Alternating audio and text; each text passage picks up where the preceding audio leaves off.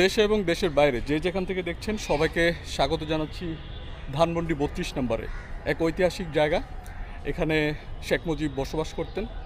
শেখ হাসিনা পালিয়ে যাওয়ার পর অর্থাৎ 5 তারিখ চলে যাওয়ার পর ফেব্রুয়ারির 5 তারিখে ক্ষিপ্ত জনতা এটা কি হাল করেছে সেটা আমরা এখন দেখব। পুরো বাড়িটা ধ্বংসস্তূপ, এই পাশ দিয়ে ঢোকার কোনো ব্যবস্থা নাই আমার কাছে মনে হচ্ছে আর কি। তো দেখি এই দিকটা দিয়ে ঢোকা যায় কিনা। এটা ভুতুরে অবস্থা। আমি আওয়ামী লীগের অফিস দেখিয়েছিলাম, ওটা খুবই নোংরা অবস্থা ছিল, যেখানে সব ধরনের মাদক, সব ধরনের দেহ ব্যবসা ওখানে চলতো। এই জায়গাটা পুলিশের তত্ত্বাবধানে থাকায় ওইভাবে এখনও অন্যায়কারীদের, অপরাধের আশ্রয় এখনও হয়ে ওঠে নাই। আমি একটু ঢুকবো।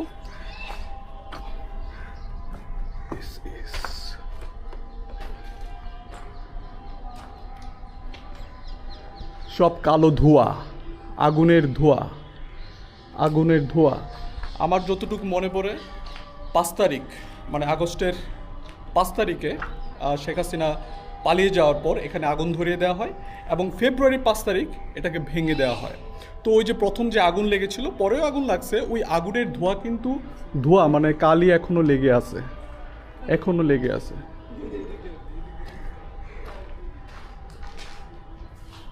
স্বৈরাচারী বাবার এখন ধ্বংসের ছড়াছড়।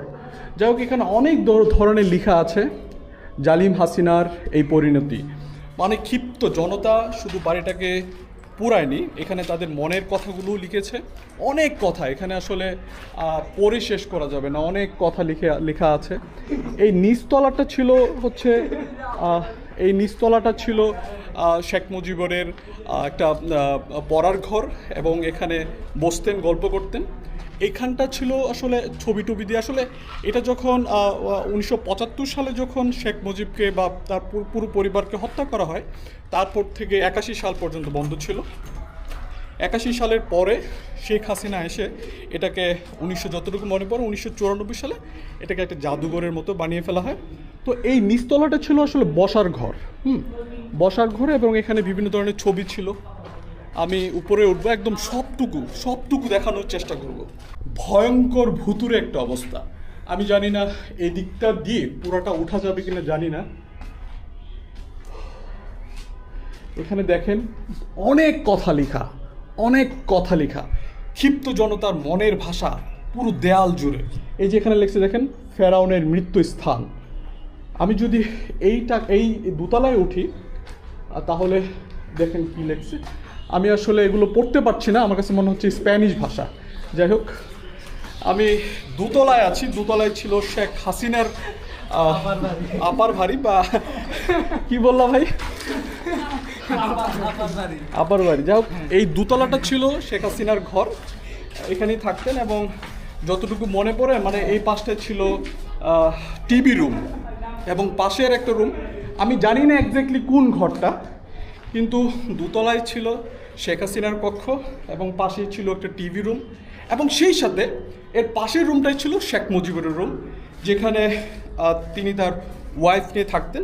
1975 সালে এই জায়গাতেই, এই শেখ মুজিবের রুমেই ওনার মেজো ছেলে শেখ জামাল এবং সবচেয়ে ছোট কনিষ্ঠ সন্তান যে শেখ রাসেল এবং তার 2 নববধূর লাশ পাওয়া যায়। এবং আমি আসলে এত বিষয় আসলে আমি তুলে ধরার, আমি মনে হয় যে আমার কাছে মনে হয় যে অনেক সময়ব্যাপী একটা ব্যাপার। এই জায়গাটা মনে হচ্ছে নতুন বানানো হয়েছে, কারণ এই বিল্ডিংয়ের সাথে ওই বিল্ডিংয়ের সাথে এই অংশটার স্ট্রাকচার দেখে বোঝা যাচ্ছে যে এটা পরে বানানো হয়েছে। যাই হোক, আমি ওই পাশটা যদি দেখো, ওই পাশটা হচ্ছে লেক, এবং এই যে বড় বারান্দাটা, এই বারান্দা থেকে শেখ মুজিব তার কর্মীদের সঙ্গে, তার ভক্তদের সঙ্গে এখান থেকে দেখা করতো। এটা অনেক বড় বারান্দা ছিল, ভেঙে ফেলা হয়েছে। আমি 3 তলার দিকে উঠতে চেষ্টা করব। 3 তলা কোন দিকে, সিঁড়ি কোন দিকে? আমরা যতটুকু জানি ঠিক এই মুহূর্তে মানে এই অংশটাতে শেখ মুজিবের মরদেহ পাওয়া যায়। এবং আসলে পুরোটা একটা জাদুঘর ছিল এবং বিভিন্নভাবে সাজানো ছিল। যারা অনেক বেশি ক্ষিপ্ত ছিল তারা সব কিছু একদম নিশ্চিহ্ন করে দেওয়া হয়েছে। আমি 3য় তলায় আসছি। এখন তৃতীয় তলায় আছি। দেখেন এটা অনেক বড় রুম। আমি জানি না এই তৃতীয় তলাতেই ছিল শেখ মুজিবের আড্ডাখানা বা বৈঠকখানা ছিল, যেখানে নেতাকর্মীদের সাথে বসতেন। আমার কাছে মনে হয় এই রুমটাই হয়তো হতে পারে। এটা অনেক বড় একটা রুম, এবং পাশেই একটা রুম ছিল, সেটা হচ্ছে শেখ কামালের রুম। এক বিশাল ঐতিহাসিক জায়গা, ইতিহাসের জায়গা। ঠিক এখান থেকেই শেখ মুজিব বিভিন্ন নির্দেশনা দিতেন। আমি যদি এই পাশটা একটু দেখাই, আসলে আমরা যখন এটা ঠিকঠাক ছিল, সরকারের তত্ত্বাবধানে ছিল, আমরা ঢুকতে পারি নাই। এখন আমরা আমজনতা সবাই ঢুকতে পারছি। আমার কাছে মনে হয় যে এই জিনিসটা এক্সপ্লোর না করলে এটা একটা অপূর্ণতা থেকে যায়। আমি এই মুহূর্তে এই যে ধানমন্ডি লেকের সামনে আছি, এই পাশটা লেক।